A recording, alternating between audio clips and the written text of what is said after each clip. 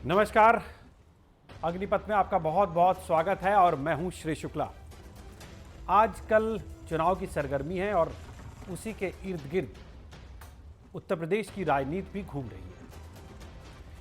सभी पार्टियों के पास अपने अपने मुद्दे हैं और अपनी अपनी वजह है चुनाव के पास होने और चुनाव के दूर होने।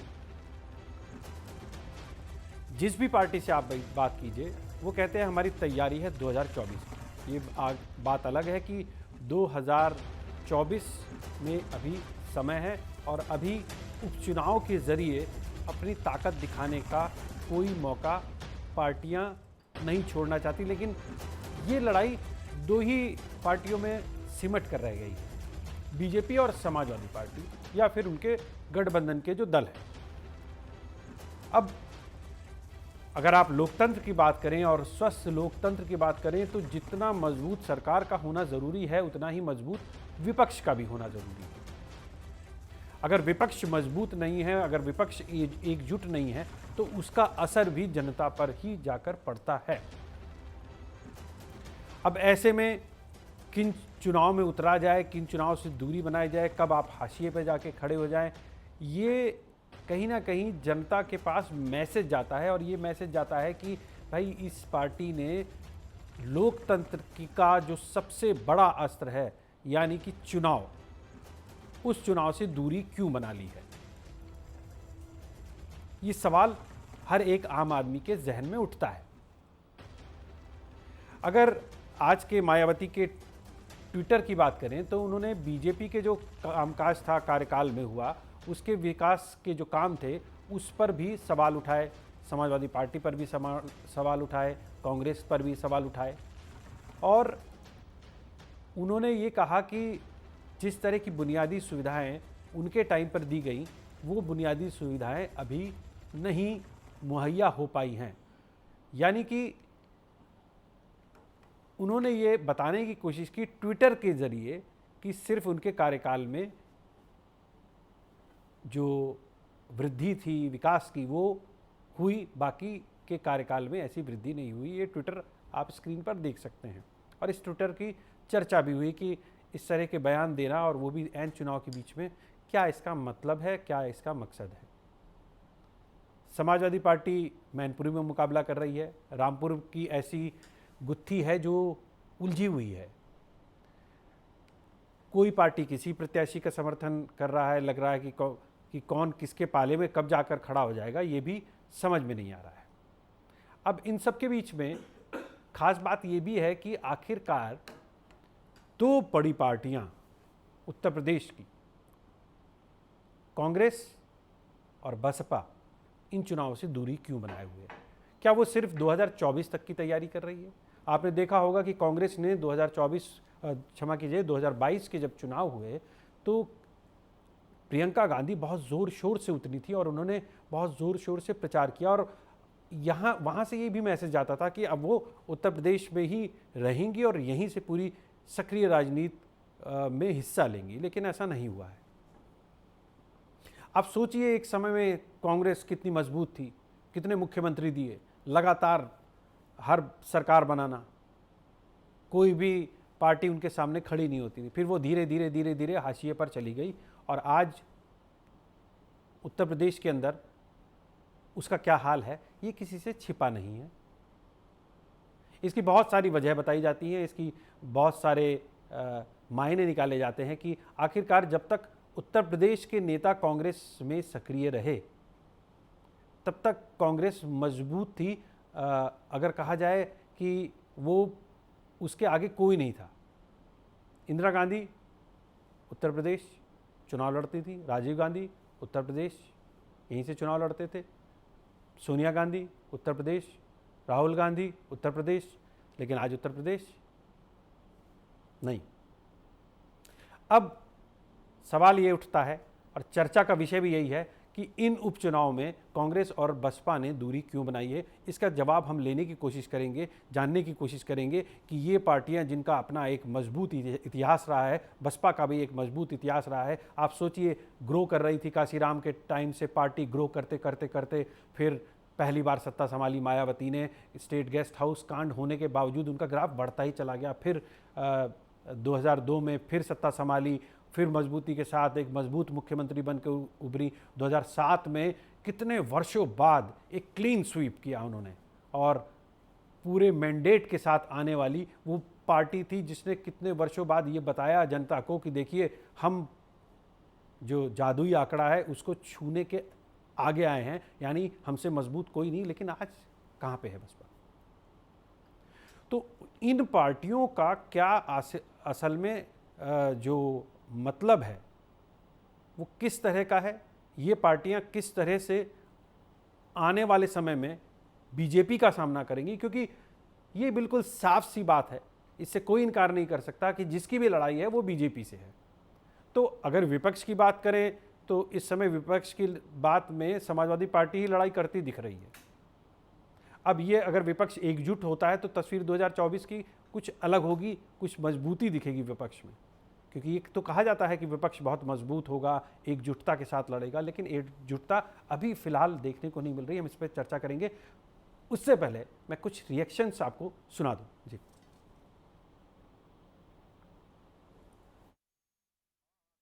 उत्तर प्रदेश जैसे बड़े राज्य की 4 बार मुख्यमंत्री रही हैं सुश्री मायावती जी। उनके मुंह से बात शोभा नहीं देती। जब बात करें तो तथ्य और आंकड़ों के आधार पर करनी चाहिए।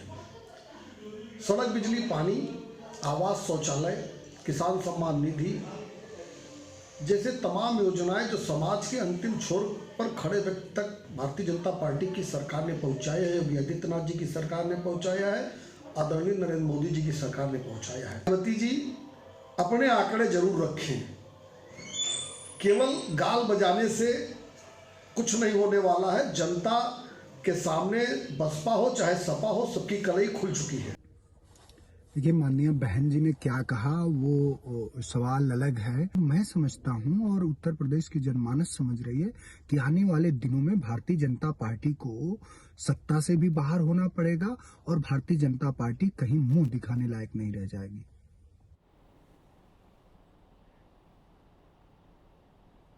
तो आपने रिएक्शन सुने। अब मैं सीधे अपने गेस्ट पैनल से आपका परिचय कराता हूं। मेरे साथ जुड़े हुए हैं दीपक सोनकर साहब, जो कि बीजेपी के प्रवक्ता हैं, इसके अलावा अनूप संडा जी जो प्रवक्ता हैं समाजवादी पार्टी के, सुशील दुबे जी वरिष्ठ पत्रकार हैं, धर्मवीर चौधरी जी प्रवक्ता हैं बीएसपी के, और कृष्णकांत पांडे जी प्रवक्ता हैं कांग्रेस का। आप सभी का बहुत बहुत स्वागत है इस डिबेट और इस चर्चा में भाग लेने के लिए। सबसे पहले मैं धर्मवीर चौधरी जी से ही शुरुआत करता हूँ, क्योंकि ट्वीट की बात आई, मायावती ने जिस तरह से ट्वीट किया और उन्होंने कहा कि उन्हीं के समय में ही विकास कार्य हुआ, और विकास कार्य की जो एक झलक देखने को मिली वो उनके कार्यकाल में थी, और बीजेपी के इस कार्यकाल में कुछ भी देखने को मिला। मेरा सवाल ट्विटर से भी जुड़ा है कि आपको मायावती जो ये हमले कर रही हैं ट्विटर के जरिए, ये फ्रंट पे आके यानी कि ज़मीन पे उतार आकर आप लोग हमले क्यों नहीं कर रहे हैं, जनता के बीच में क्यों नहीं जा रहे हैं, और उपचुनाव से दूरी की क्या वजह है?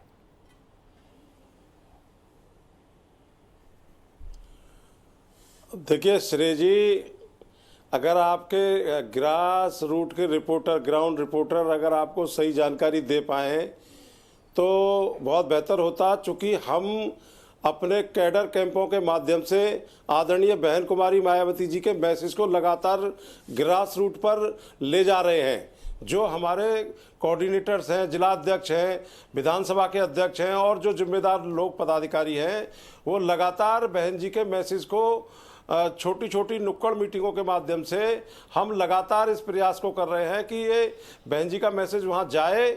और जो आदरणीय बहन कुमारी मायावती जी ने अपने ट्वीट के माध्यम से कहा है श्रेय जी, तो उसमें कोई बेजा बात नहीं की है। ये तो जग जाहिर बात है कि आदरणीय बहन कुमारी मायावती जी ने कहा कि भाई ये जो आज जो विकास का ढिंढोरा पीटा जा रहा है, ये मुझे आप ईमानदारी से श्रेय जी बताइए कि डबल इंजन की सरकार में स्मार्ट सिटी बनाने की घोषणा हुई थी, एक भी स्मार्ट सिटी में कहीं कोई बल्ब जला हो तो आप मुझे बता दीजिए। इन्होंने कहा था कि हम जो है बुलेट ट्रेन चलाएंगे, अगर उस बुलेट ट्रेन का 1 किलोमीटर का भी कहीं ट्रैक बिछाओ तो आप मुझे बता दीजिए। इनके बनाए हुए जो डुप्लीकेट हाईवे हैं, जिस समय योगी आदित्यनाथ जी लोकसभा में रो रहे थे, उस समय बहन कुमारी मायावती जी के शासन में यहां उत्तर प्रदेश में जब कोई एक्सप्रेस वे के बारे में सोचता भी नहीं था, बगैर किसी एक खजाने के रुपए के आदरणीय बहन कुमारी मायावती जी ने नोएडा से आगरा तक का एक्सप्रेस वे बनवाया। ये तो जो कांग्रेस की सरकार थी उसने ग्रीन सिग्नल नहीं दिया, नहीं तो हम कुशीनगर एयरपोर्ट और जेवर एयरपोर्ट तो अब तक बनके खत्म भी हो जाते।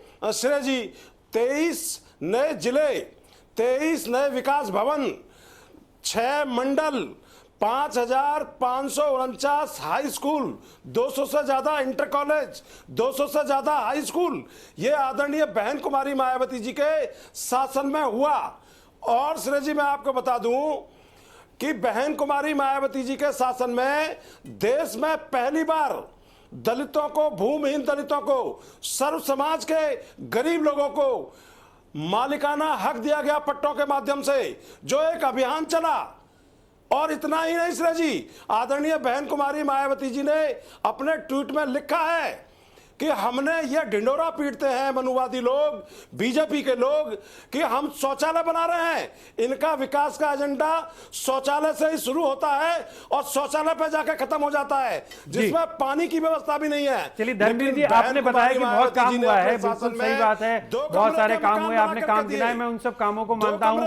सुनिए मेरी बात, सुनिए, एक मेरी जरा 10 सेकंड दीजिएगा। जी जी, मेरा एक सवाल है, आप अपनी बात पूरी करिएगा। मेरा एक सवाल है, डेवलपमेंट के साथ साथ जी अपनी बात पूरी कीजिए। जी अपनी बात पूरी कीजिए।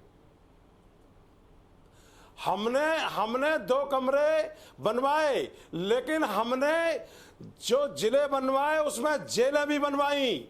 बहन कुमारी मायावती जी के 4.5 महीने के शासन में 1.5 लाख से ज्यादा अपराधी जेलों में ठूस दिए गए। और जब जेलें कम पड़ गई तो बहन जी ने कहा नए जेलों का निर्माण कराया जाए। तो बहन कुमारी मायावती जी के लॉ एंड ऑर्डर को आज इस देश में ही याद नहीं किया जाता है।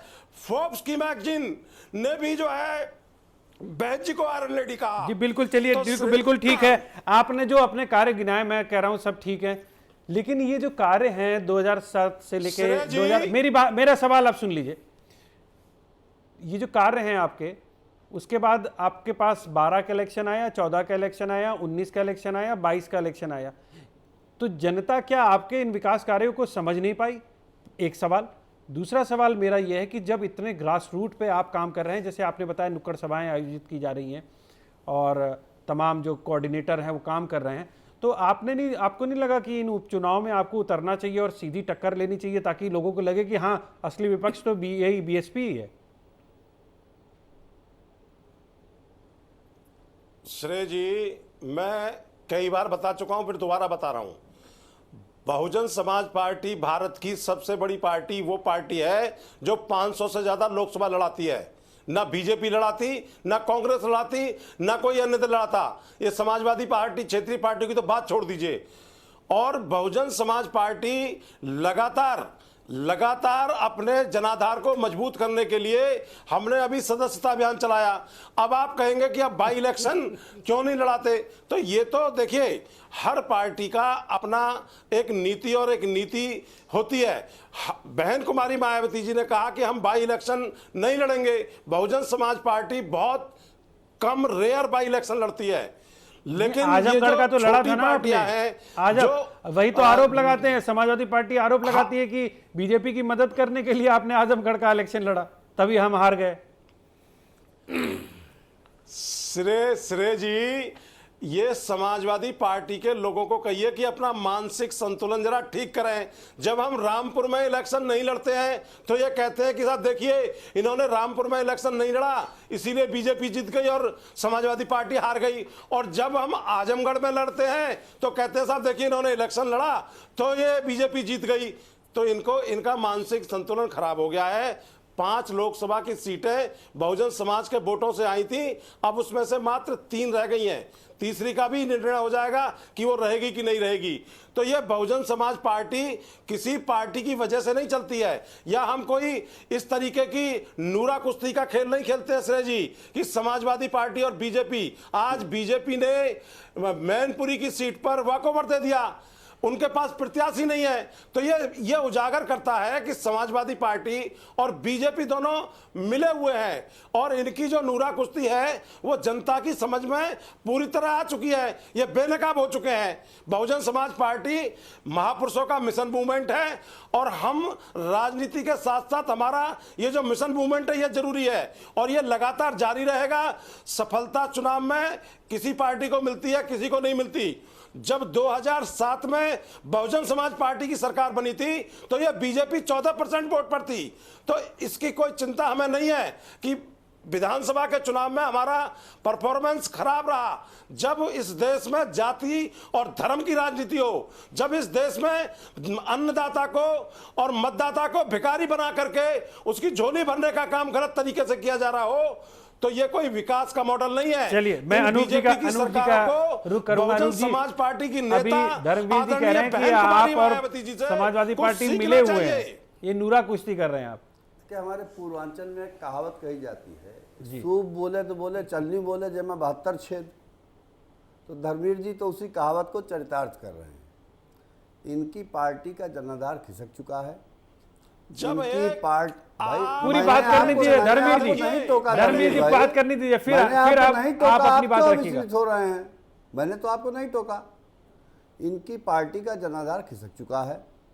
2012 में 87 सीट, 2017 में 87 सीट, 47 सीट, 19 सीट और 2022 में 1 सीट। उपचुनाव तभी लड़ते हैं जब सत्ता में रहते हैं। अब इनका और बीजेपी का क्या खेल है उसके बारे में हमें कुछ नहीं कहना है, क्योंकि सरकार इन्होंने बीजेपी के साथ मिलकर के कई बार बनाई, हमने कभी नहीं बनाई। अब समाजवादी पार्टी पे ये आरोप लगाना कि समाजवादी पार्टी का भाजपा से कोई तालमेल हो गया, तो हमको लगता है कि राजनीति का प्राथमिक विद्यार्थी भी जो होगा तो इस पर हंसने के अलावा कोई जवाब नहीं देगा। तो मैं प्रार्थना करता हूं कि धर्मवीर जी तार्किक बातें करें और वो बातें करें जो लोगों को समझ में आए। जहां तक सवाल रहा मायावती जी के ट्वीट का, बहुजन समाज पार्टी का जनाधार खिसक चुका है। बहुजन समाज पार्टी में पिछले 20 वर्षों में जिस प्रकार की आर्थिक अराजकता रही, उसकी वजह से उसके मिशनरी लोग पार्टी छोड़ करके समाजवादी पार्टी में बड़ी तादाद में आ चुके हैं।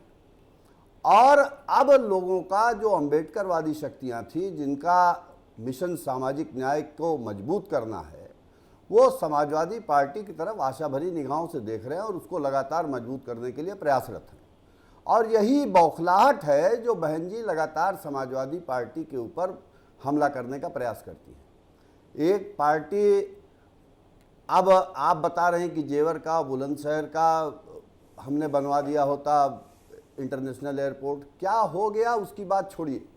आपने अपने समय में जो विकास किया था, इनके समय में जो सरकार चल रही थी वो लोकतांत्रिक राजतंत्र था और करीब करीब वही दशा भाजपा में भी है। अकेले समाजवादी पार्टी की सरकार ऐसी थी जो लोकतांत्रिक मूल्यों पर विश्वास करते हुए, राजनीतिक कार्यकर्ताओं का दमन न करते हुए और विपक्ष की भावनाओं का आदर करते हुए, सबको सम्मान देते हुए जिसने सरकार चलाने का काम किया। हमने कितना विकास किया ये बताने की जरूरत नहीं है। लखनऊ में मेट्रो से आप चल रहे हैं वो समाजवादी पार्टी की देन है। आगरा एक्सप्रेसवे हमारी देन है। पूर्वांचल एक्सप्रेसवे का जो मूलभूत काम था, भूमि अधिग्रहण से लेकर के सारा काम, वो समाजवादी पार्टी की सरकार में हो गया था। औद्योगिक विकास पे अभी 2 दिन पहले ही आपके यहाँ डिबेट थी, उसमें भी आप जानते हैं कि समाजवादी पार्टी की सरकार अकेले उत्तर प्रदेश में कितना उद्योग लेकर के आई है। लखनऊ में देख लीजिए, HCL हम लाए, अमूल हम लाए, मेदांता हम लाए और बड़े पैमाने पर उद्योगों के लिए सुव्यवस्थित व्यवस्था देने का काम किया। विद्युत उत्पादन 2010 में उत्तर प्रदेश का 5640 मेगावाट था और समाजवादी पार्टी की जब सरकार गई है तब उत्तर प्रदेश का विद्युत उत्पादन 9000 मेगावाट था। हमने कितना प्रतिशत विद्युत उत्पादन बढ़ाया अपने कार्यकाल में, ये जोड़ करके देख लीजिए। भाजपा ने कितना बढ़ाया वो भी तुलना कर लीजिए। तो समाजवादी पार्टी ने पूरे प्रदेश के सर्वांगीण विकास के लिए, समाज के अंतिम आदमी से लेकर के और उद्योगों तक के विकास के लिए समाज के हर वर्ग में डॉक्टर लोहिया का जो समता और संपन्नता युक्त समाज का सपना था, उस सपने को साकार करने के लिए लगातार अपनी सत्ता के समय में विकास करने का काम किया है। और जब हम सत्ता में नहीं हैं तो लगातार विभाजनकारी शक्तियों से, देश में नफरत की राजनीति करने वाले लोगों से और उन नफरत की राजनीति करने वाले लोगों के दलालों से, इन सबसे लड़ने का काम अकेले उत्तर प्रदेश में और पूरे भारत में समाजवादी पार्टी कर रही है। कृष्णकांत जी का रुख करता हूं। कृष्णकांत जी, आपका बहुत बहुत स्वागत है। ये बताइए कि धर्मवीर जी ने अपने कारण बताए, उन्होंने कहा कि हम तो आला कमान के निर्णय पर निर्भर रहते हैं। उन्होंने कहा कि हम उपचुनाव नहीं लड़ते, हमारी मर्जी नहीं है। आपकी मर्जी क्या है? आप लोग क्यों नहीं लड़ रहे हैं? क्या दिक्कत है, क्या परेशानी है? क्योंकि कांग्रेस कार्यकर्ता तो चाहते हैं ना कि भाई ज़्यादा से ज़्यादा हर चुनाव में हिस्सा लिया जाए, और ख़ास तौर पर जब लोकतंत्र होता है तो लोकतंत्र में चाहे एक सीट पर चुनाव हो, चाहे 403 विधानसभा में चुनाव हो, वो तो ताकत तो बराबर रहती है ना। हर पार्टी अपना जो ताकत का प्रदर्शन करना चाहती है वो ये जताना चाहती है, मैसेज देना चाहती है जनता के बीच में, देखिए हम हैं, मुद्दों की लड़ाई लड़ रहे हैं, चाहे वो एक सीट पर लड़नी पड़े, चाहे हमें 80 सीटों पर लड़नी पड़े। जी श्रेय जी, सबसे पहले तो धर्मवीर जी ने कुछ बातें कही है, कांग्रेस पे भी आरोप लगाए हैं, और मायावती जी ने अपने ट्वीट के तीसरे भाग में जी कांग्रेस के ऊपर उन्होंने कुछ बातें कही हैं कि जब केंद्र में सरकार थी तो वो प्रदेश में कैसे काम नहीं कर पा रही थी, या उनकी योजनाएं नहीं हो पाई, सभी पे हमला किया उन्होंने, समाजवादी पार्टी, कांग्रेस, बीजेपी, सब पे बहुजन जी। तो पहले उसका जवाब मैं दे लूं। बहुजन समाज पार्टी के सुप्रीमो मायावती जी से मेरा अनुरोध है, पूछ रहा हूं उनके माध्यम से, धर्मवीर जी के माध्यम से, कि आगरा एक्सप्रेसवे पे वह कौन सी मजबूरी थी, वह कौन सा निजी स्वार्थ था जिसके चलते दोनों तरफ गलियारा बनाने के लिए एक औद्योगिक घराने को ही देने के लिए जमीन ये जिद पे थी। वह कौन सा मामला था, और कहा गया था कि वहां किसानों की 2 किलोमीटर उस उसके आगरा एक्सप्रेसवे से 2 किलोमीटर की जमीन किसी को भी नहीं बेची जाएगी। वह गलियारा, और नाम भी लेने में मुझे संकोच नहीं है कि वह मतलब औद्योगिक घराना जिसके देने के लिए क्यों इतनी जिद पे थी और दे नहीं पाई। क्या इनके भ्रष्टाचार को बढ़ावा देने के लिए दिल्ली की केंद्र की सरकार पैसा इनको भेज दे? दूसरा सवाल है कि नोएडा में ताज एक्सप्रेसवे की आज भी इंक्वायरी चल रही है, जबकि आगरा एक्सप्रेसवे के इनके बाद जो दूसरी सरकार आई उसने वो गलियारे को कैंसिल किया। जो भी हुआ वो अलग मुद्दा था। नोएडा में जो ताज एक्सप्रेसवे पे उसकी जांच आज भी इंक्वायरी चल रही है, कोर्ट में है। नोएडा में सस्ती जमीनें दे करके औद्योगिक घरानों को क्यों उपकृत किया जा रहा था? कांग्रेस के प्रवक्ता गलत तत्कालीन देखिए बड़े चैनल पे एक सम्मानित सुनिए धर्मवीर जी सुन लीजिए, फिर धर्मवीर जी इनकी बात का जवाब दीजिएगा। ऐसे नहीं होगा धर्मवीर जी, इनकी बात का जवाब दीजिएगा। नहीं चलेगा। अरे आपके पास भी समय, आपके पास में आऊंगा। अगर आपके पास एक सम्मानित चैनल पे बैठे, सम्मानित प्रवक्ता के रूप में बैठिए, आप जो है एक सम्मानित चैनल पे बैठे, एक सम्मानित प्रवक्ता के रूप में बैठिए। आप अपने ढंग से, आप अपने समय पे अपनी बात रख दिए। सम्मानित चैनल पे आप जो अगर सम्मानित चैनल का ध्यान एविडेंस रखिए, को आप अपना नहीं कर सकते तो चैनल करिए। ताज एक्सप्रेसवे की क्या स्थिति किया? दूसरी चीज, जहां तक भाजपा के ऊपर सवाल, देश का प्रतिष्ठित चैनल है, नहीं श्रेय जी ऐसे नहीं चलेगा, श्रेय जी ऐसे नहीं चलेगा, धर्मवीर जी ऐसे नहीं चलेगा। आपसे भी जवाब लेंगे, आपसे भी जवाब लेंगे। नहीं कृष्णकांत जी, आप अपनी बात कीजिए। नहीं, आपको पूरा समय मिलेगा, आप अपनी बात कीजिए। हम लोग टीवी डिबेट पे बैठते हैं। धर्मवीर जी आपके पास आएंगे, धर्मवीर जी आपके पास आएंगे, धर्मवीर जी आपके पास आएंगे। एक शब्द आपने भी समाजवादी पार्टी, कांग्रेस, बीजेपी सब पे सवाल उठाए। अगर ऐसे बीच बीच में टोकने लगते तो फिर कोई बात ही नहीं हो पाती, सभी लोग इंटरप्ट करते। आपके पास भी आएंगे, समय है हमारे पास। तरीका नहीं है। चलिए कृष्णकांत जी आप बताइए, कृष्णकांत जी आप अपनी बात पूरी कीजिए, आप अपनी बात पूरी कीजिए। कोई तरीका नहीं होता। जी आप अपनी बात पूरी कीजिए और मेरे सवालों का जवाब दीजिए। मेरे पास भी कई सवाल जी। दूसरी बात मैं पूछ रहा हूं, भारतीय जनता पार्टी की B team Bahujan Samaj party आरोप किसी पे लगाए, मेरा उससे कोई लेना देना नहीं है, लेकिन कांग्रेस के ऊपर अगर ये बात करेंगी तो जवाब हमें देना पड़ेगा। यह बता दें अब तक कि किस दलित के घर इन्होंने खाना खाया है आज तक। एक सिंगल नाम पूछ रहा हूं, एक बता दें।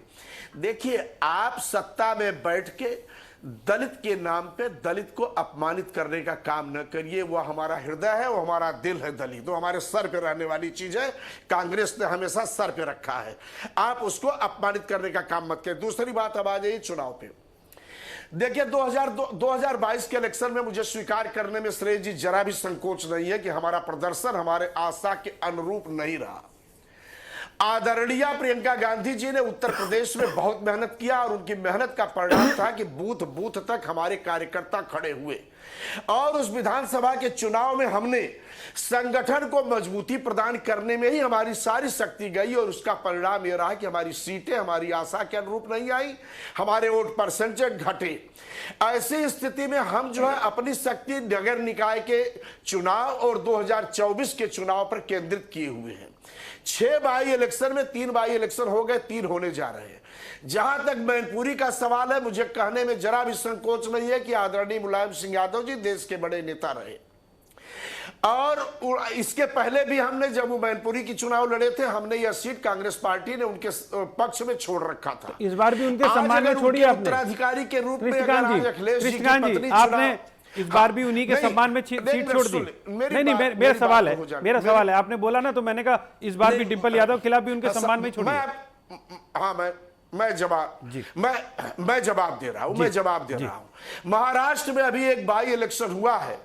भारतीय जनता पार्टी या तो अपनी स्थिति देखी हो या जिस तरह से भी उसने जो है अपना उम्मीदवार विड्रा किया, शिवसेना के उम्मीदवार के खिलाफ से अपना उम्मीदवार विड्रा किया।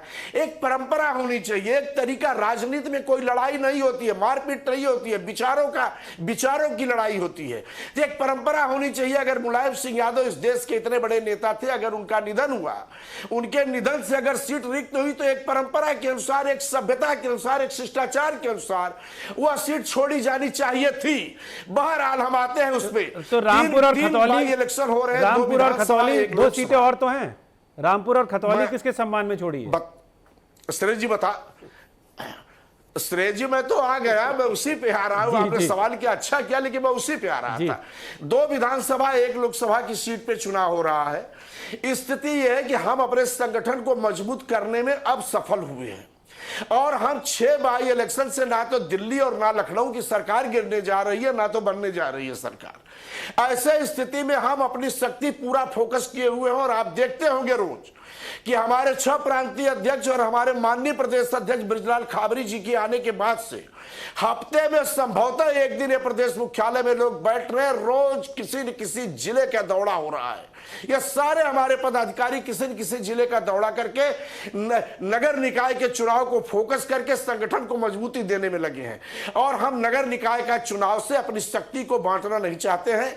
नगर निकाय का चुनाव हम बड़ी मजबूती से लड़ेंगे और 2024 तो हमारा फोकस ही है। और 2024 में चूंकि केंद्र में सरकार बनानी है, तो ऐसी स्थिति में हम बाई इलेक्शन को बहुत ज्यादा, इस 6 बाई इलेक्शन को बहुत ज्यादा हमने तवज्जो नहीं दिया। ठीक है, चलिए मैं दीपक सोनकर जी का रुख करूंगा। दीपक जी, आपने सभी की बात सुनी, समाजवादी पार्टी की बात सुनी, बीएसपी की बात सुनी, कृष्णकांत पांडे जी कांग्रेस की बात सुनी।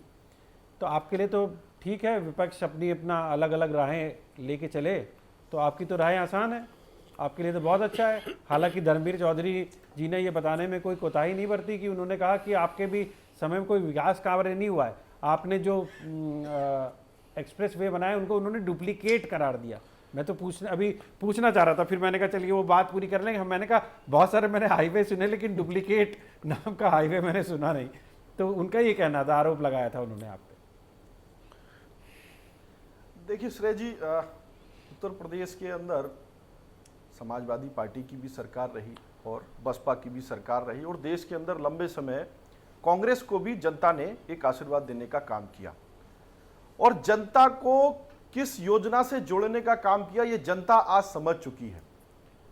जिस तरीके से उत्तर प्रदेश को एक क्राइम स्टेट के नाम से जाना जाता था, एक उत्तर प्रदेश को अंधेरे के नाम से जाना जाता था, एक अपराधी की दृष्टि से जाना जाता था, आज उत्तर प्रदेश को बदलते प्रदेश में बनाने का काम किया गया है और उत्तर प्रदेश को उत्तम प्रदेश बनाया गया है।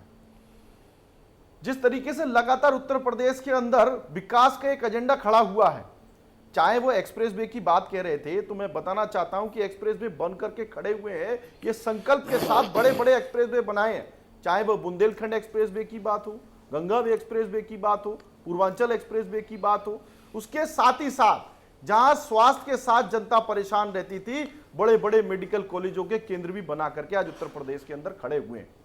और उसी ट्वीट के, अगर जिस तरीके से मायावती जी के ट्वीट की बात करेंगे तो उन्होंने रोजगार की भी चर्चा उस ट्वीट में करी है। मैं बताना चाहता हूं कि उत्तर प्रदेश के अंदर किस तरीके से 5 लाख ऐसे लोगों को भी सरकारी नौकरी देने का काम उत्तर प्रदेश सरकार ने किया है और यूपी मिशन रोजगार के तहत 50 लाख स्वरोजगार योजना के तहत भी रोजगार किस तरीके से अपने स्वरोजगार को खड़ा कर सकते हैं, अपने व्यापार को बढ़ा सकते हैं, स्टार्टअप व्यापार के माध्यम से कैसे युवा आगे बढ़ सकता है, कैसे अपने युवा उद्यमी के रूप से बढ़ सकता है, ऐसा भी उत्तर प्रदेश सरकार ने लगातार ये बदलने का काम किया। दूसरी और महत्वपूर्ण बात कि जितनी सरकारें रहीं, लगातार कभी तक किसी ने जनता के हित की बात नहीं करी, किसी ने अपने जनता के फायदे और योजनाओं से जोड़ने की बात नहीं करी। किसकी बात करी? अपने थैला भरने की बात करी, अपने बिल्डिंगें बनाने की बात करी, अपने महलों को बड़ा करने की बात करी। आज जिस तरीके से उत्तर प्रदेश में मुख्यमंत्री योगी आदित्यनाथ जी की सरकार है, उनके नेतृत्व में लगातार बदलते हुए प्रदेश का संकल्प बढ़ रहा है।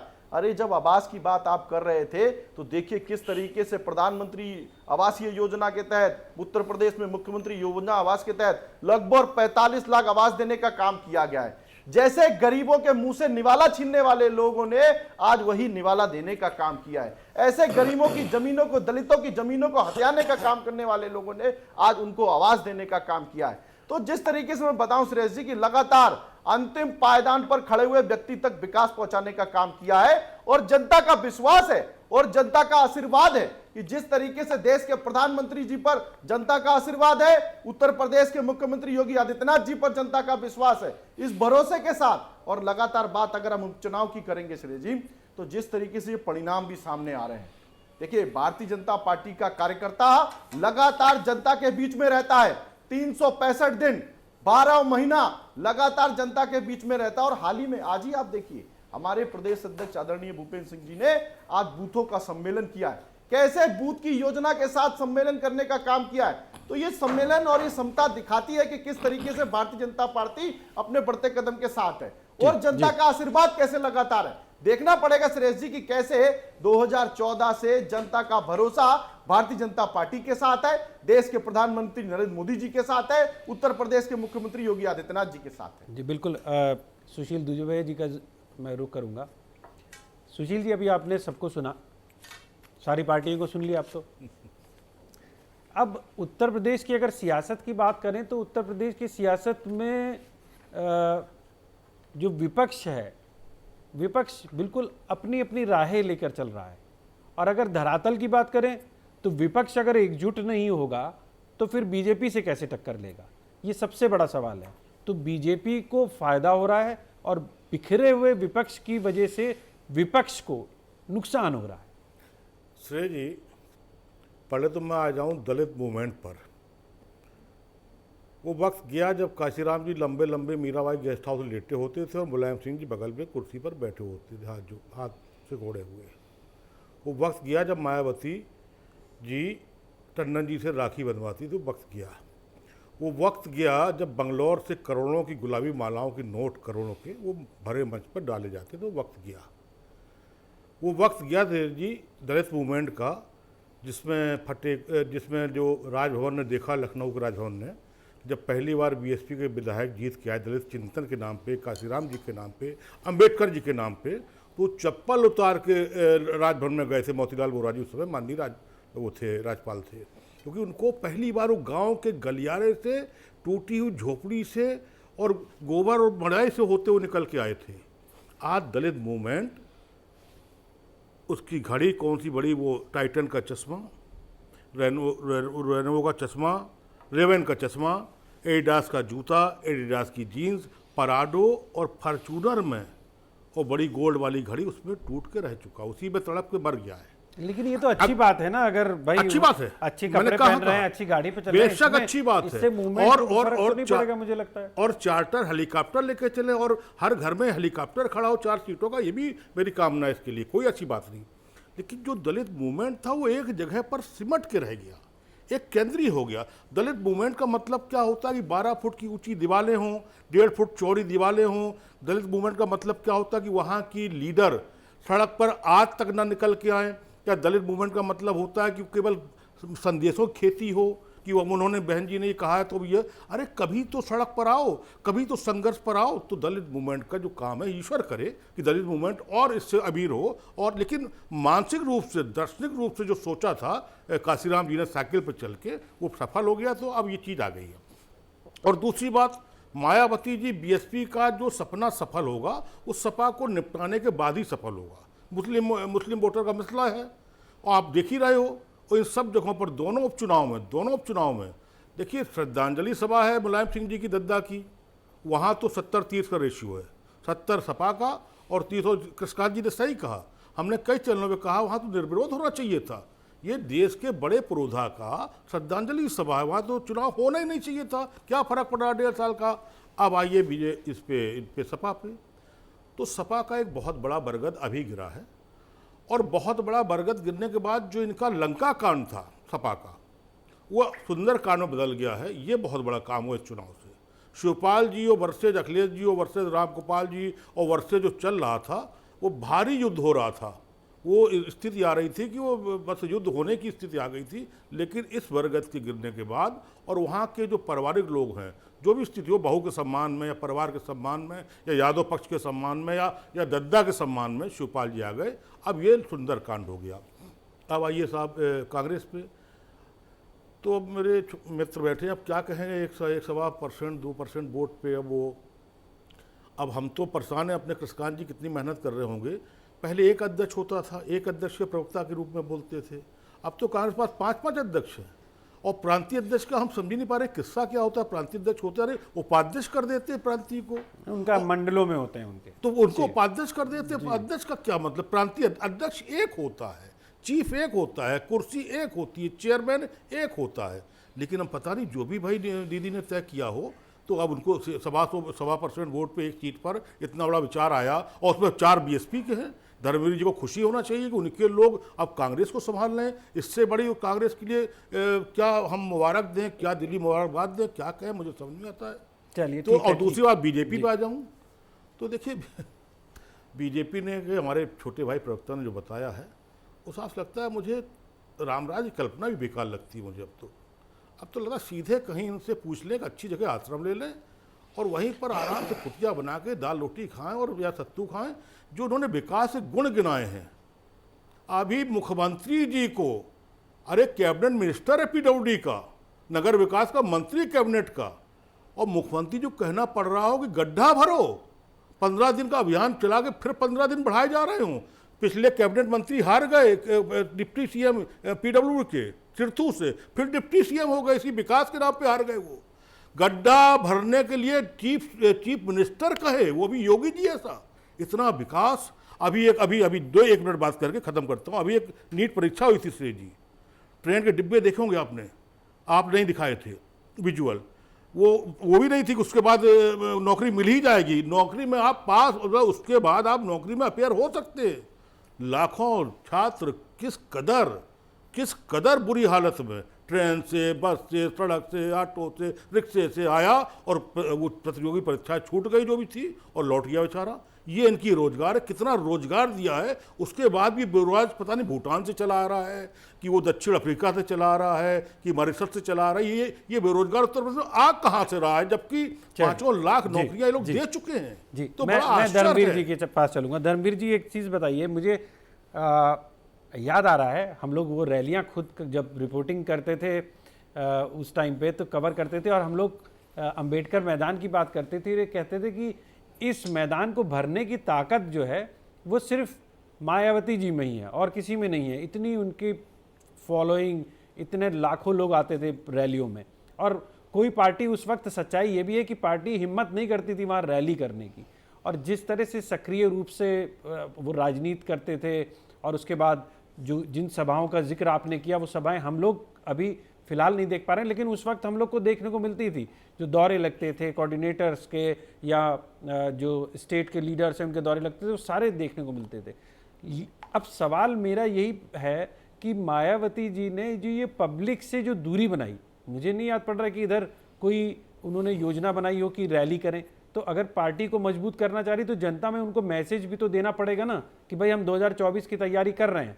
तो ये तैयारी का ये आप रिहर्सल देख लीजिए कि कितने मजबूत हैं हम। देखिए श्रेय जी, ये हर पार्टी अपनी रणनीति अलग अलग तरीके से बनाती है। जो आप कह रहे हैं, अभी हिमाचल का चुनाव था, बहन जी की हिमाचल में रैली हुई। अब गुजरात के चुनाव होंगे। गुजरात में चूंकि बहन जी को पूरा देश देखना पड़ता है, पूरे देश में कार्यक्रम लगे होते हैं बहन जी के, और समय समय पर आपके माध्यम से दिखाए भी जाते हैं। तो ये जो आप कह रहे हैं कि रैलियां नहीं कर रही हैं, रैलियां चुनाव में बहन जी की, जब विधानसभा का चुनाव था तो बहन जी ने मंडल वाइज सारी रैलियां की, ऐसा नहीं है। और अभी जैसे ही ये चुनाव खत्म हुए थे मार्च में, रिजल्ट आया तो आदरणीय बहन जी के आदेश से सदस्यता अभियान पूरे देश में चलाया गया और खासकर उत्तर प्रदेश में बड़े पैमाने पर चलाया गया। तो ये सारे कार्यक्रम बहुजन समाज पार्टी के निरंतर चलते रहते हैं। जो आपके कैमरे शायद हमारे कार्यक्रमों को नहीं पकड़ पाते हैं, और जो हमारे अभी साथी पत्रकार कह रहे थे कि बहन जी सड़क पर नहीं निकलती हैं, तो बहुजन समाज पार्टी एक अनुशासित पार्टी है। हम ना कोई सड़क रोकने का काम करते हैं, ना हम उस तरीके की अराजकता जैसे समाजवादी पार्टी और बीजेपी के लोग करते हैं, उस तरीके का कल्चर बहुजन समाज पार्टी में नहीं है। हमारा गांव गरीब का किसान मजदूर कार्यकर्ता है, अगर वो इन रास्ते रोकने के झंझटों में फंस जाएगा तो उसकी तो जमानत भी नहीं हो पाएगी और परिवार तबाह हो जाएंगे। तो इसीलिए बहन जी कहती हैं कि इस तरीके की अराजकता सड़कों पर नहीं होनी चाहिए, जो ये समाजवादी पार्टी और बीजेपी के लोग करते हैं।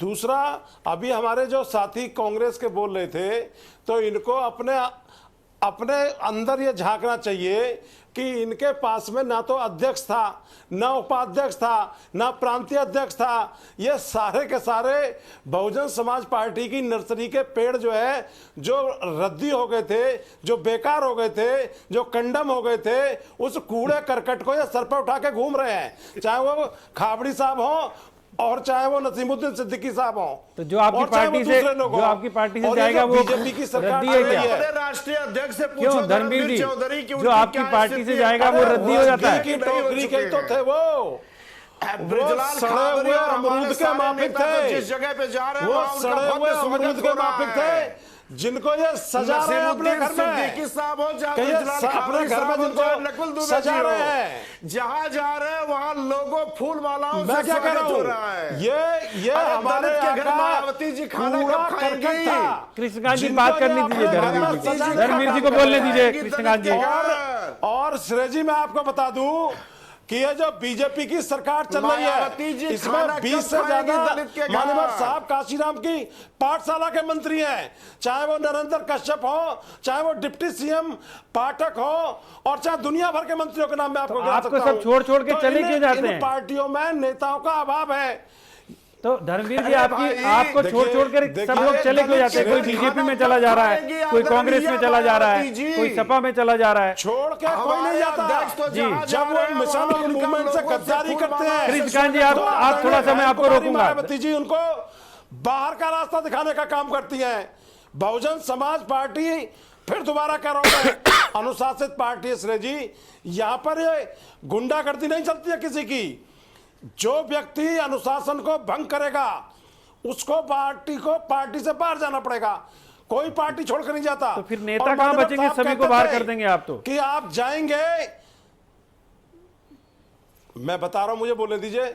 मान्यवर साहब काशीराम जी कहते थे कि 4 नेता जाएंगे तो अगले चौराहे पर 20 नेता तैयार मिलेंगे।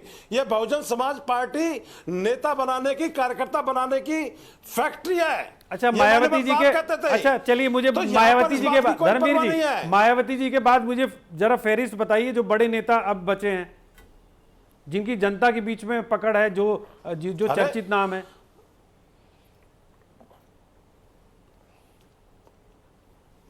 राष्ट्रीय महासचिव हमारे 3 बार के राज्यसभा के सांसद माननीय सतीश चंद्र मिश्रा जी पार्टी में मौजूद दिख ही नहीं रहे है। आजकल। प्रदेश अध्यक्ष हमारे भाई मुनकाद अली 2 बार के राज्यसभा के सांसद रहे, वो पार्टी में मौजूद है।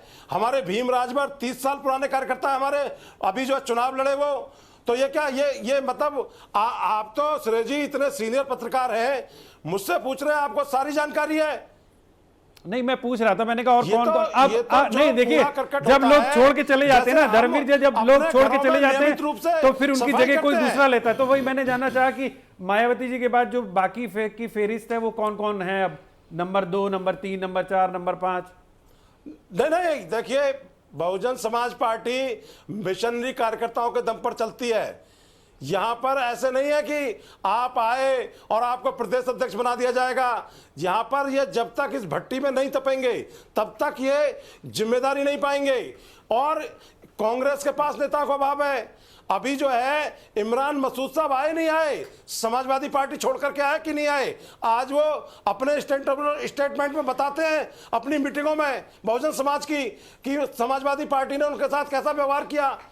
तो इन पार्टियों की कलई खुल चुकी है और ये पार्टियां बहन जी के एक ट्वीट से भयभीत हो जाती हैं। बहन जी 2 लाइन लिखती हैं कि इनके पसीने आ जाते हैं। चलिए इस बात का जवाब अनूप संडा जी से ले लेता हूं। अनूप जी, वो कह रहे हैं कि आप लोगों के पसीने छूट जाते हैं, मॉडल प्रस्तुत नहीं कर पा रहे हैं। 2 लाइन का अगर उन्होंने ट्वीट किया, आपके पसीने छूट जाते हैं। और इमरान मसूद जी ने का जैसे जिक्र किया, उन्होंने कहा पार्टी छोड़कर गए और उन्होंने बताया कैसा व्यवहार किया जाता है। तो आपकी पार्टी में क्या मतलब किस तरह का व्यवहार किया जाता है? एक लोकतांत्रिक व्यवस्था में जी, जिस विचार के लोगों को आंदोलन सुरेश जी हमसे सवाल है यार। फिर नहीं, अनूप संडा जी से बात कर रहा हूं मैं। जी, जिस पार्टी के जिस विचार के लोगों को एक लोकतांत्रिक व्यवस्था में आंदोलन अराजकता लगता हो, उनकी बात का जवाब देने की आवश्यकता है क्या?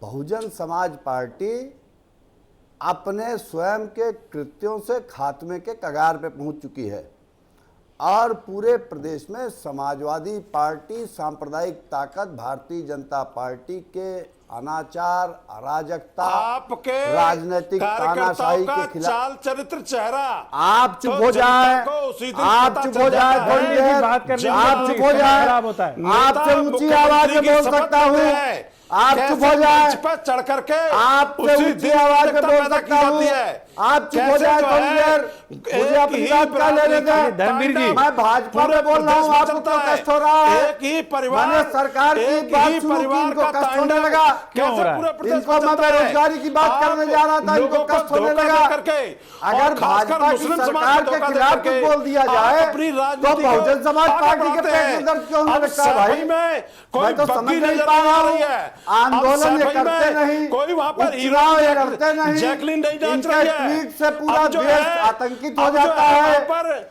और दूसरा बोलेगा आजम खान तो साहब उसमें को भी जेल बाधा लगा पैदा हुई। करेंगे, तो वो उसके बाद समाजवादी पार्टी अराजकता में की थे, बात करेंगे। इसीलिए उनको जेल ये हुई। आज अगर वो मानसिक तौर बीएसपी में पर होते, तो दिवालिया धर्मवीर हो जी, सकता मैं आपको है। रोकूंगा। हिम्मत अनूप नहीं संडा जी को पूरी जिसके बात करने नेताओं दीजिए। के पास बात का कोई जवाब नहीं है, इसलिए बात को रोकने का और काटने का काम करते हैं। मैं ये कहना चाह रहा था कि बहुजन समाज पार्टी पूरी तरीके से जनाधार विहीन हो चुकी है। आप कुछ नहीं कहना चाह रहे अब आप चुप हो जाइए। सुन लीजिए, सुन लीजिए, आप समय चुप हो निकल जाएगा। जाइए। बीजेपी धर्मवीर जी, मैं आपको आप रोकूंगा। जाइए। धर्मवीर जी, बात पूरी करने दीजिए। भाई फिर और भी गेस्ट हैं, और भी गेस्ट लोग हैं। अखिलेश यादव जी खुल ने के चले जाइए। जो है वो योगी जी से कितनी 3 बार मुलाकात सरकार करी। बना चुके हैं, कौन सी चौथी बार भी राजनीति ट्राई करने कर जाते हैं आप लीजिए, योगी जी के पास में? चौथी बार भी बता ट्राई कर लीजिए। कोई पार्टी जाति तो और आपसे धर्म की बची नहीं राजनीति जिसके करने दर पे वाले, आप न गए हो। ये भैंस चराने कांग्रेस के वाले पास लोग, आप गए, ये राजनीति भाजपा सिखाएंगे के पास बहुजन आप समाज गए, पार्टी को। धर्मवीर जी, हमारे पास धर्मवीर आप जी, आए। समय- अब उसके समय बाद खराब आप मत हमको करिए। ज्ञान बता रहे हैं। चलिए अनूप अरे जी, आप शांत अपनी हो बात जाइए। अपनी बात पूरी कीजिए। अनूप जी, आप अपनी बात देखिए, मैं कीजिए। बात कहना चाह रहा था कि बहुजन समाज पार्टी के बारे में तो मुझे कुछ खास कहने ही नहीं। ये पार्टी जनाधार विहीन हो चुकी है और लोकतंत्र में जिस पार्टी की ये स्थिति हो जाए कि उसकी नेता को मात्र ट्वीट पर आश्रित रहना पड़े, उपचुनाव वो न लड़ें, आंदोलन वो न करें, तो उस पार्टी की बातों को 10 लोकसभा के सांसद हैं। आप चुप हो जाएं, चुप 10 हो जाएं। लोकसभा के और सांसद हैं विधायक बहुजन एक समाज पार्टी है, के। और विधायक एक है, ये भी बोल दीजिए।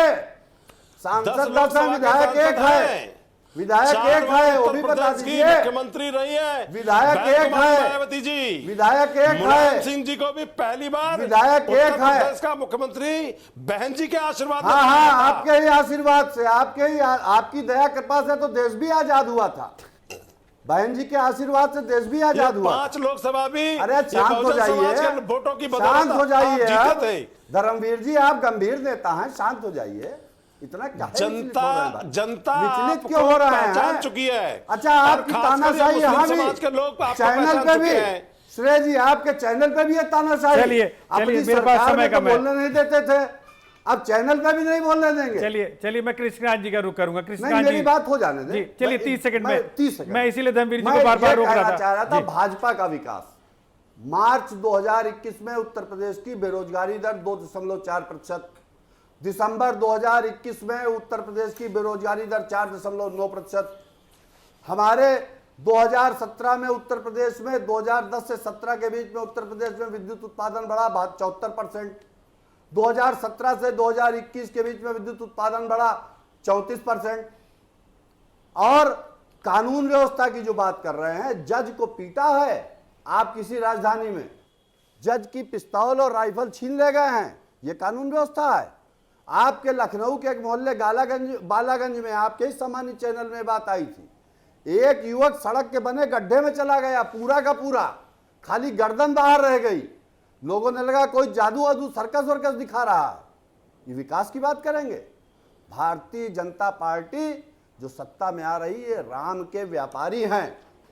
हम हैं राम के पुजारी और ये है राम के व्यापारी, और राम का व्यापार करके राम के नाम पर वोट ठगने का काम करते हैं। और बसपा जैसी पार्टियां इनका सहयोग करती हैं। चलिए मैं आऊंगा। राम भक्तों पर गोलियां चलाई वो राम के पुजारी बता रहे हैं, और भ्रष्टाचार की सूची लंबी तैयार करके आज भ्रष्टाचार की बात उठा रहे हैं।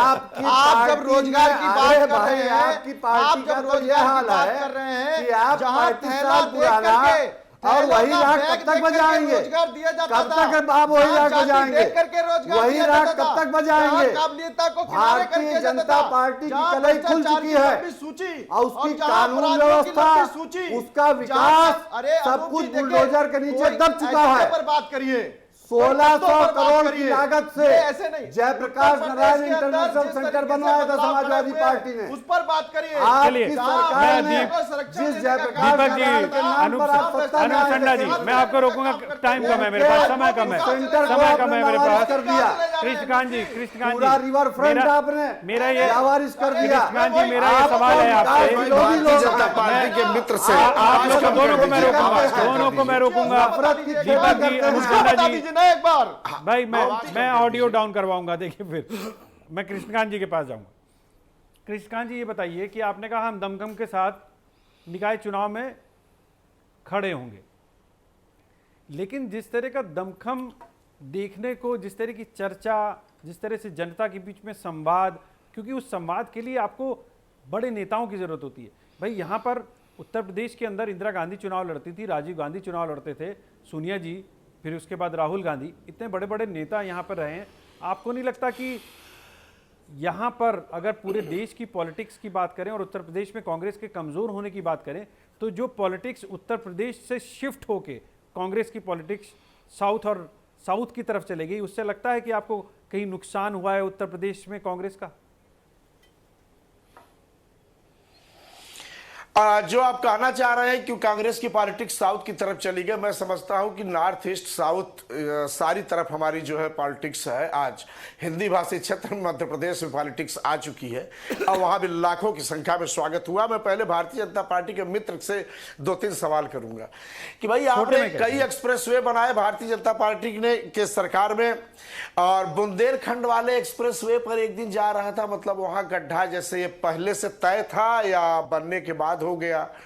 पूर्वांचल आजमगढ़ का मैं रहने वाला हूं, पूर्वांचल एक्सप्रेसवे से हमेशा यात्रा करता हूं। वह एक्सप्रेसवे पे जो गड्ढे बन गए हैं, रात में तो गाड़ी एक्सीडेंट तक की स्थिति आ जाती है। वह आपके किस चीज में था। और पीलीभीत में जिस तरह से एक आदमी सड़क बटोर रहा था, और अभी 2 दिन पहले लखीमपुर में भी ये हुआ है।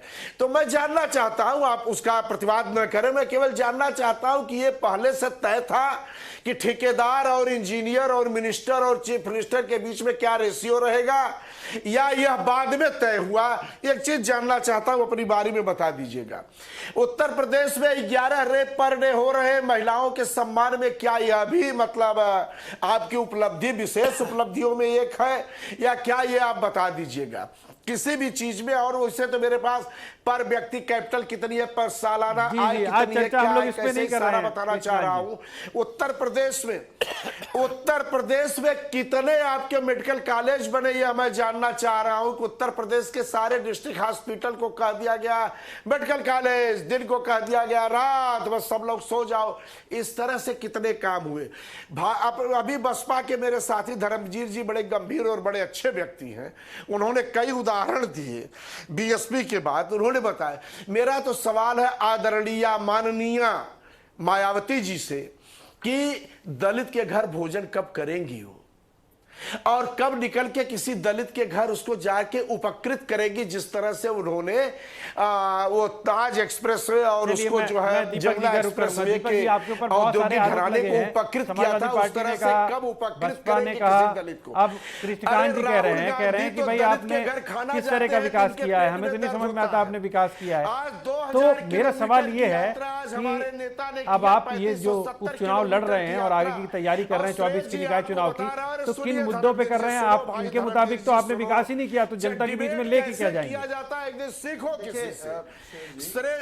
श्रेय जी आपको यह बताना जी, चाह रहे हाँ, आप बोलिए, आप बोलिए। जिस तरह से प्रियंका गांधी जिस तरीके से उत्तर प्रदेश में आज जनता का विश्वास दिख रहा है और जो विकास का एक मॉडल दिख रहा है उत्तर प्रदेश में, जब हम कानून व्यवस्था की चर्चा, अभी हमारे कांग्रेस के प्रवक्ता आदरणीय बड़े भाई कह रहे थे, उत्तर प्रदेश में आज कानून की व्यवस्था की चर्चा देश के हर राज्यों में की जाती है कि किस तरीके से आज जीरो टॉलरेंसी के अंदर जो अपराधी है उस अपराधी को दंड देने का काम किया है, चाहे वो पश्चिम क्षेत्र की बात हो चाहे पूर्वांचल क्षेत्र की बात हो। दूसरी बात, जिस तरीके से भारतीय जनता पार्टी के संगठन का स्ट्रक्चर है, देखिए अभी शायद मुझे लगता है कृष्णकांत जी बोल ही जा रहे हैं, इनको अगर चुप कराएंगे तो मुझे लगता है समझ में आएगा। दीपक जी की बात सुन लेते हैं, कृष्णकांत जी दीपक जी की बात सुन लेते हैं, आप पूरी कीजिए, समय कम है।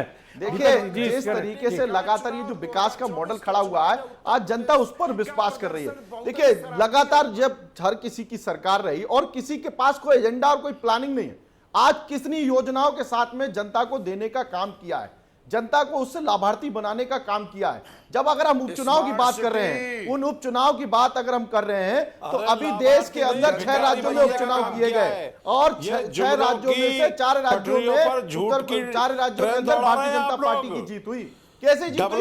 ये जो विकास का मॉडल उत्तर प्रदेश के अंदर खड़ा हुआ है, आज विकास के एजेंडे के बल पर भारतीय जनता पार्टी खड़ी हुई है। और उत्तर प्रदेश के अंदर जैसे ये उत्तर प्रदेश बना है, जो क्राइम स्टेट के नाम से जाना जाता था, जो भ्रष्टाचारियों के नाम से जाना जाता था, जो अपराधियों के नाम से जाना जाता था, आज वो उत्तर प्रदेश उत्तम प्रदेश बना है। और लगातार जिस तरीके से लगातार देश के प्रधानमंत्री जी पर जनता का भरोसा है, और चाहे आप देखिए ना सुरेश जी, कैसे गरीब के मुंह से निवाला छीनने का काम किया जाता था, कैसे दलितों की जमीनों को छीनने का काम किया जाता था, आज वही बदलाव खड़े किए गए हैं। जहां बात अगर रोजगार की है तो युवाओं को स्टार्टअप व्यापार के माध्यम से, मेरे सवाई मेडिकल कॉलेज का सवाल पूछ रहे थे, एक दृश्य का भी ध्यान कर लीजिए, जब एक परिवार अस्पताल के बाहर बिना पैसे होने के कारण अपना इलाज नहीं करा पाता था, आज आयुष्मान कार्ड के माध्यम से किस तरीके से प्रधानमंत्री कार्ड के माध्यम से अपना इलाज करा पाता है। और ऐसे 59 मेडिकल कॉलेज हम लोगों के बनकर के निर्माण खड़े होने वाले। आज मेडिकल कॉलेज का हब एक छोटा सा रिएक्शन अनुज जी, बहुत लंबी बात मत रखिएगा, मुझे सुशील जी के पास भी जाना है। जी, एम्बुलेंस में मर गया मरीज तड़प के, हमारे मित्र बात कर रहे थे विकास की, मैंने बेरोजगारी के आंकड़े दे दिए, उसका जवाब क्यों नहीं देते हैं आप? भाषण क्यों दे रहे हैं? और जो चिकित्सा व्यवस्था की बात कर रहे हैं, रोज तस्वीरें आ रही कि एम्बुलेंस नहीं मिल रही लाशों को, लोग लाशें ठेलों पे लेकर के जा रहे हैं, डेंगू से हजारों लोग प्रदेश में मर गए। आप चलिए मैं सुशील दुबे जी का रुख करूंगा। बेशर्मी की चादर ओढ़ ली है इन लोगों ने।